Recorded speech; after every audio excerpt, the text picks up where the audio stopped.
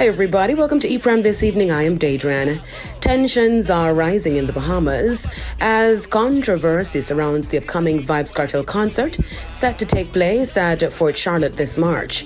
According to a Bahamian news outlet, the United Artists Bahamas Union, UABU, has vowed to push back by any means necessary under the law over the recently approved Vybz Kartel concert. Speaking to Tribune Business, UABU Secretary General Link Scavella Ferguson expressed that the union should have been consulted before allowing a foreign artist to perform, stating there is already enough criminal activity in Bahamas and does not need another influence contributing to it, claiming that the UABU has always suspected that some Jamaican reggae artists have been using containers to smuggle items.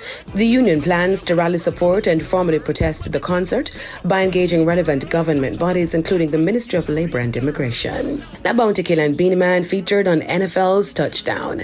An exciting crossover between music and sports was announced yesterday on social media platform X, as fans learned that the two dancehall legends are featured on Touchdown, the official promo track for the upcoming NFL wildcard game on January 13. According to Pop Style, the promo will be airing on ESPN today.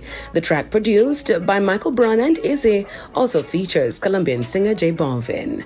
Now, on the international scene, man charged in Tupac Shakur killing files motion to dismiss the case.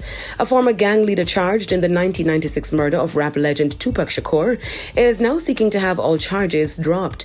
On Monday, attorney Carl Arnold filed a motion in Nevada's district court to dismiss the case against Dwayne Davis.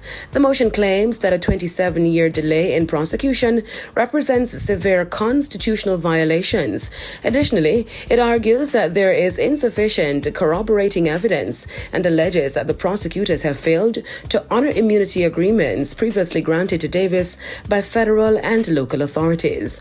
Clark County District Attorney Steve Wolfson has yet to comment on the filing, but previously stated that the evidence against Davis is solid and that it will ultimately be up to a jury to assess the credibility of his statements, including those made in a 2019 memoir. That's it for ePrime this evening. I'm Daedran. Thank you for watching.